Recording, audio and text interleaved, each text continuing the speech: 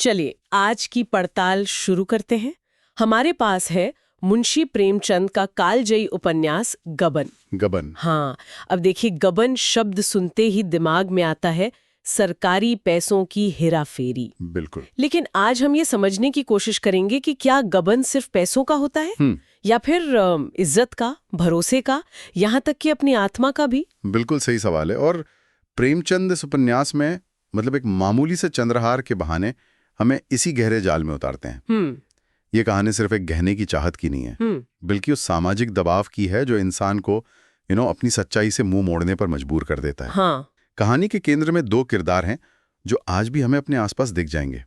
एक तरफ जालपा, जिसके लिए गहने उसकी पहचान का हिस्सा है, और दूसरी तरफ रमानाथ, जो समाज में अपनी झूठी शान बनाए रखने के लिए किसी भी हद तक गिरने को तैयार है। बिल्कुल। तो आइए इन किरदारों के जरिए समझने की कोशिश करते हैं कि दिखावे की एक छोटी सी चिंगारी कैसे झूठ, कर्ज और अपराध की आग में बदल जाती है और इंसान से उसकी अपनी पहचान तक छीन लेती है।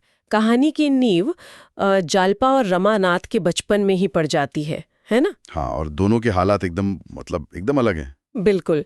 जालपा के पिता हैं दीनदयाल, जमींदार के मुख्तार, पर ऊपरी कमाई से बेटी के हर शौक पूरे करते हैं। आलम यह है कि जालपा के लिए गहने ही उसके खिलौने हैं। हाँ, और वहीं एक बिसाती के संदूक में देखा हुआ चंद्रहार उसकी जिंदगी का सबसे बड़ा सपना बन जाता है, एक जुनून। यहाँ देखिए, प्रेमचंद सिर्फ जालपा के लालच की बात नहीं कर रहे हैं, वो उस समाज पर टिप्पणी कर रहे हैं जहाँ एक औरत की कीमत उसका रुतबा उसके गहनों से आंका जाता था। सही बात है। जालपा उसी माहौल का एक प्रोडक्ट है। और दूसरी तरफ है रमानाथ, उसके पिता दयानाथ महीने के 50 रुपए कमाने वाले एक निहायत ही ईमानदार क्लर्क, जो रिश्वत को हराम समझते हैं।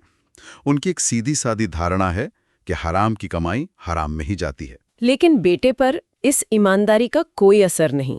रमानाथ को तो दोस्तों के बीच अपनी शान भगारने का शौक है। हाँ, उसके पास अच्छे कपड़े नहीं, अच्छी घड़ी नहीं, तो वो दोस्तों से मांग कर पहनता है। तो एक तरफ ईमानदारी की ठोस जमीन है और दूसरी तरफ दिखावे का खोखला आसमान। और यहीं इन दोनों किरदारों का टकराव होना तय था। और ये टकराव होता है शादी के मंडप में। हाँ, दयानाथ के पास पैसे नहीं है, लेकिन पत्नी जागेश्वरी और समाज के दिखावे के दबाव में वो अपनी हैसियत से कहीं ज्यादा लगभग 3000 के गहने बनवाते हैं। 3000? और इसके लिए उन्हें एक सर्राफ से कर्ज लेना पड़ता है।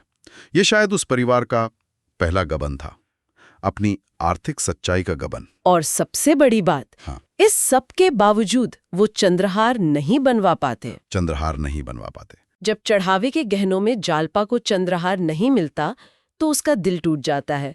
प्रेमचंद लिखते हैं कि उसे ऐसा लगा जैसे शरीर में रक्त की एक बूंद भी न रही हो। वो गुस्से में शिव की मूर्ति तक तोड़ देती है। ये सिर्फ एक गहने का न मिलना नहीं था, ये उसके सपनों का टूटना था। और वो कसम खा लेती है कि जब तक चंद्रहार नहीं बनेगा वो कोई दूसरा गहना नहीं पहनेगी। बस यही से सारी गड़बड़ शुरू हो जाती है। अब घर पर दोहरा संकट है। एक तरफ नई बहू की जिद और नाराजगी, दूसरी तरफ सर्राफ के कर्ज का बोझ। दयानाथ की हालत इतनी खराब है कि उन्हें भूख प्यास तक नहीं लग रही। और इस दबाव में रमानाथ एक बहुत बड़ा गलत कदम उठाता है। बिल्कुल। वो अपने पिता की परेशानी देख के कहता है, मैं मांग तो नहीं सकता, कहिए तो उठा लाऊं। और वो सचमुच कर देता है। वो जालपा के गहनों की संदूकची छिपके से उठा लाता है और सर्राफ का कर्ज चुका देता है। और घर में कहानी बना दी जाती है कि गहने चोरी हो गए। ये उसका पहला बड़ा झूठ था। और यहाँ एक पल रुकते हैं। ये सिर्फ गहनों की चोरी नहीं थी, नहीं, ये भरोसे की चोरी थी। रमानाथ ने अपनी पत्नी के भरोसे का, अपने पिता के उसूलों का, सबका गबन एक साथ कर लिया। और शायद यही रमानाथ ने अपनी आत्मा का पहला सौदा किया। बिल्कुल।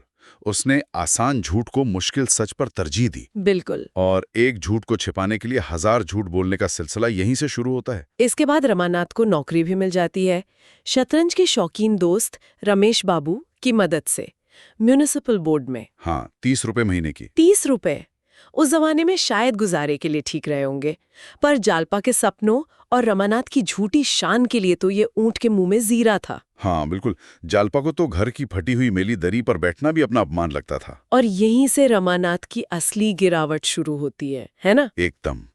2-4 दिन के तजुर्बे से ही उसे दफ्तर के सारे दांव पेच मालूम हो जाते हैं। वो व्यापारियों से चुंगी में हेराफेरी करके दस्तूरी यानी घूस लेने लगता है। तो मतलब पिता की ईमानदारी का कोई असर नहीं? कोई असर नहीं, बल्कि वो अपने पिता की ईमानदारी का मजाक उड़ाता है। वो सोचता है कि ईमानदारी से सिर्फ गरीबी मिलती है। यहाँ प्रेमचंद सिर्फ रमानाथ के बारे में नहीं बता रहे हैं, वो उस पूरी सामाजिक बदलाव पर टिप्पणी कर रहे हैं जहाँ पुरानी पीढ़ी की ईमानदारी को नई महत्वाकांक्षी पीढ़ी एक बोझ की तरह देखने लगी थी। और जैसे जैसे पैसा आने लगता है वो कर्ज पर और गहने खरीदने लगता है। मतलब वो जिस गड्ढे से निकलने की कोशिश कर रहा है उसी को और गहरा खोदता जा रहा है। हाँ, और ये दलदल और गहरा हो जाता है जब जालपा की दोस्ती एक अमीर वकील की पत्नी रतन से होती है। ओह हाँ। रतन उसे जड़ाऊ कंगन बनवाने के लिए 600 रुपए देती है। 600 रुपए? रमानाथ के लिए ये एक मौका था ईमानदारी दिखाने का, लेकिन वो उस पैसे से भी अपने दूसरे कर्ज चुका देता है।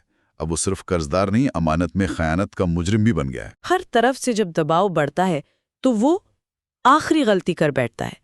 वो दफ्तर के सरकारी खजाने से 400 रुपये निकाल लेता है। ये उपन्यास का वो गबन है जो इसका शीर्षक बना। हाँ, लेकिन असल में ये तो बस उस सिलसिले की आखिरी कड़ी थी जो बहुत पहले शुरू हो चुका था। बिल्कुल सही कहा। जब उसके बॉस रमेश बाबू को ये पता चलता है तो वो दोस्ती का लिहाज करके उसे 1 दिन की मोहलत देते हैं। वो कहते भी हैं, कायदा तो यही कहता है कि मैं इसी वक्त तुम्हें पुलिस के हवाले करूं, मगर तुम अभी लड़के हो इसलिए क्षमा करता हूं। लेकिन रमानाथ पैसे का इंतजाम नहीं कर पाता। वो अपनी ही बुनी जाल में पूरी तरह फंस चुका है। और फिर वो वही करता है जो एक कमजोर और डरा हुआ इंसान करेगा। वो भाग जाता है।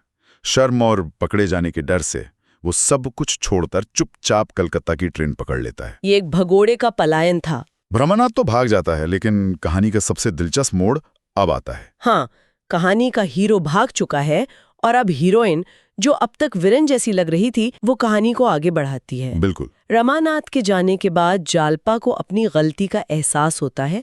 उसे समझ आता है कि उसके गहनों के जुनून ने ही रमानाथ को इस अंधेरी गली में धकेला था। उसका पूरा नजरिया ही बदल जाता है। वो सोचती है, पेट और तन काटकर चोरी या बेईमानी करके तो गहने नहीं पहने जाते, क्या उन्होंने मुझे ऐसी गई गुजरी समझ लिया? क्या लाइन है! हाँ, ये लाइन उसके पूरे ट्रांसफॉर्मेशन को बयान करती है। बिल्कुल। और ये सिर्फ सोच में आया बदलाव नहीं है, वो इसे एक्शन में भी लाती है। वो अपनी सारी शौक की चीजें, मखमली स्लीपर, रेशमी मोजे, इत्र की शीशियां, सब एक जगह जमा करती हैं और गंगा में फेंक देती है। ये सिर्फ चीजें फेंकना नहीं था, ये एक तरह का प्रतीक था, एक प्रायश्चित। वो भौतिक चीजों से अपनी पहचान को अलग कर रही थीं। गंगा में विसर्जन करना एक तरह से अपने पुराने मैं का अंतिम संस्कार करने जैसा था, ताकि एक नए, ज्यादा जिम्मेदार व्यक्तित्व का जन्म हो सके। और ये नया व्यक्तित्व अब सिर्फ पछतावा नहीं करता, बल्कि हालात को सुधारने की जिम्मेदारी भी लेता है। वो तय करती है कि वो रमानाथ को ढूंढकर वापस लाएगी। और इसके लिए जो तरीका वो अपनाती है वो कमाल का है। हाँ, ये उसकी बुद्धिमानी और रमानाथ की समझ को दिखाता है। वो जानती थी कि रमानाथ को शतरंज का बहुत शौक है और अपनी इस कला पर उसे गुमान भी है। बिल्कुल। तो वो अपनी सहेली रतन की मदद से कलकत्ता के अखबार प्रजा मित्र में शतरंज की एक मुश्किल पहेली छपवाती है और उसे हल करने वाले को 50 रुपए के इनाम का ऐलान करती है। क्या कमाल की तरकीब है! वो रमानाथ की ही शौक और अहंकार को उसे ढूंढने का जरिया बना लेती है। और तरकीब काम कर जाती है। रमानाथ, जो कलकत्ता में देवीदीम नाम के एक सब्जी वाले के यहाँ छिपकर रह रहा होता है, वो इस पहेली को हल करके भेजता है और पकड़ा जाता है। हाँ। लिखावट से पहचान लिया जाता है। रमेश बाबू भी हैरान होके कहते हैं, मान गया बहूजू तुम्हें, वाह क्या हिकमत निकाली है।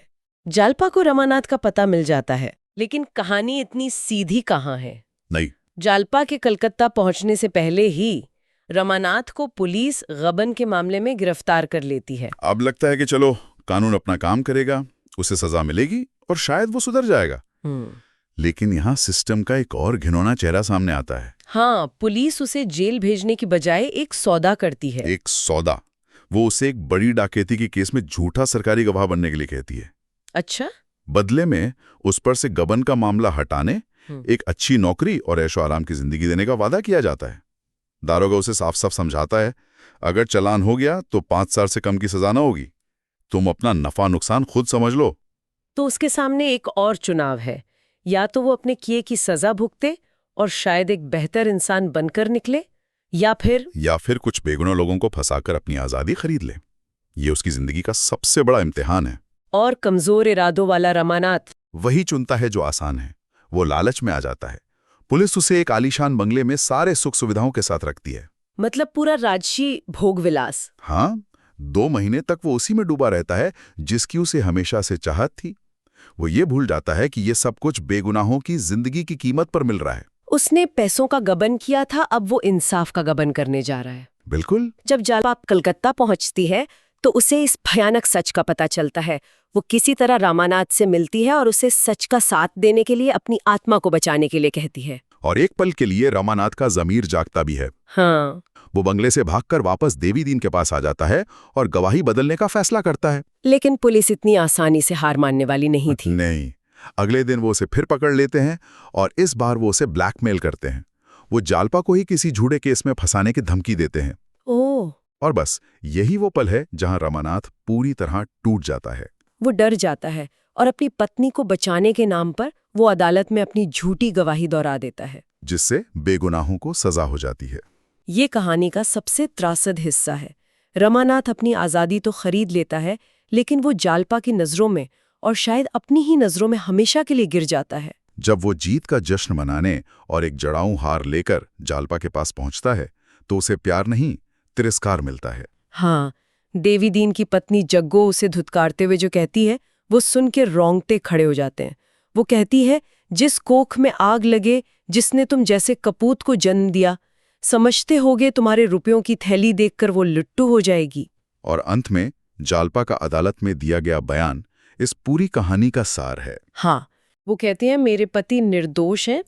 ईश्वर की दृष्टि में नहीं, नीति की दृष्टि में भी वो निर्दोष हैं। उनके भाग्य में मेरी विलासा शक्ति का प्रायश्चित करना लिखा था, वो उन्होंने किया। वो सारी जिम्मेदारी अपने ऊपर ले लेती है।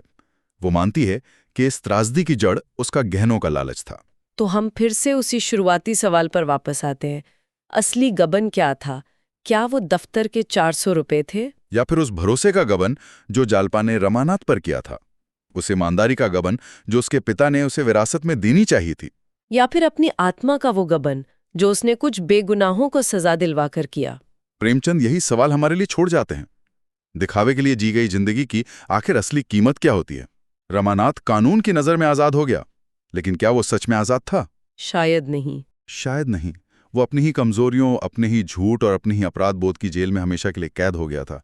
ये उपन्यास हमें यही सोचने पे मजबूर करता है कि भौतिक चीजों की चमक के पीछे भागते हुए हम अक्सर वो चीजें खो देते हैं जो असल में अनमोल होती हैं। हमारा चरित्र, हमारा ज़मीर और हमारा आत्मसम्मान। बिल्कुल। ये कहानी लगभग 100 साल पहले लिखी गई थी, लेकिन आज भी उतनी ही प्रासंगिक है।